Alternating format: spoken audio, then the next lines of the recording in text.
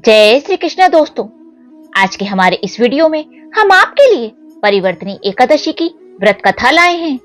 अगर आपको ये कहानी पसंद आए तो नीचे कमेंट बॉक्स में जय श्री कृष्ण अवश्य लिखें। तो आइए सुनते हैं परिवर्तनी एकादशी की व्रत कथा।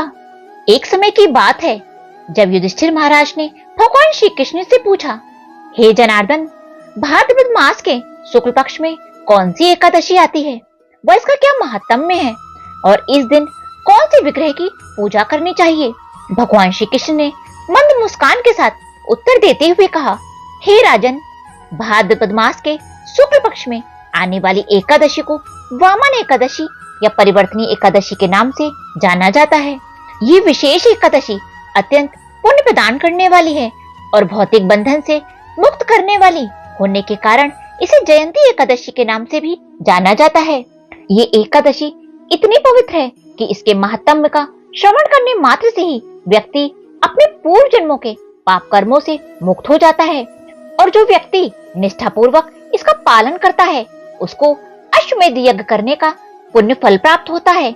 इसलिए इस भौतिक संसार से मुक्त होने की कामना करने वाले को इस एकादशी का पावन व्रत अवश्य करना चाहिए। युधिष्ठिर महाराज की जिज्ञासा को शांत करते हुए श्री कृष्ण आगे कहते हैं, हे राजन, यह वही दिन है जब चातुर्मास के दौरान योग निद्रा में शयन करते हुए भगवान नारायण करवट बदलते हैं। अब मैं तुमको इसके संबंध में एक पौराणिक कथा सुनाता हूँ, ध्यान से सुनो। त्रेता युग में बलि नाम का एक दैत्य राजा था।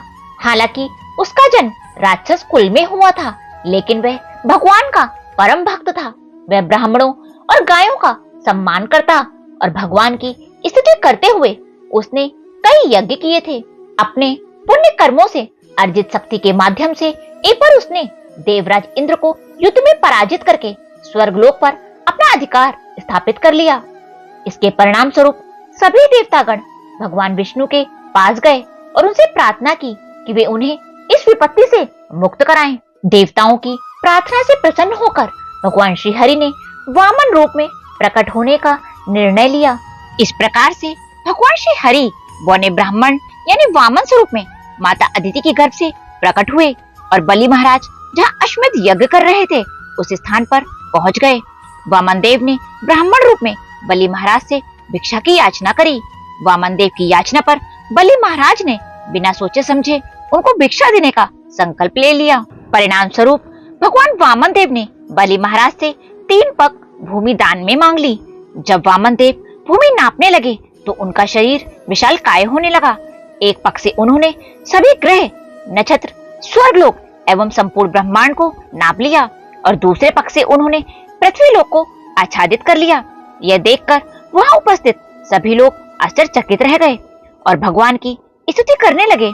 तब वामन देव ने बलि महाराज से पूछा, हे राजन, मैंने अपने 2 पग में समस्त ब्रह्मांड और पृथ्वी लोक को नाप लिया है।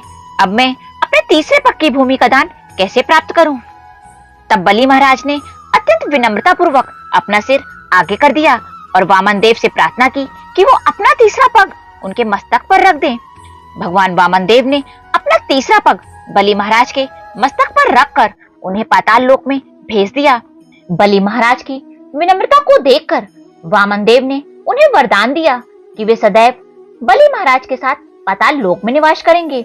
और इसके पश्चात बलि महाराज ने परिवर्तनी एकादशी के दिन अपने महल में वामन देव के विग्रह की स्थापना करी और अगले दिन द्वादशी पर भगवान वामन देव का अहिर्भाव दिवस यानी कि वामन द्वादशी आती है। इसलिए इसे वामन एकादशी के नाम से भी जाना जाता है। वामन एकादशी के दिन इस कथा को पढ़ने या श्रवण करने से वाजपेयी यज्ञ का फल प्राप्त होता है। बोलो श्री कृष्ण भगवान की जय। बोलो एकादशी माता की जय।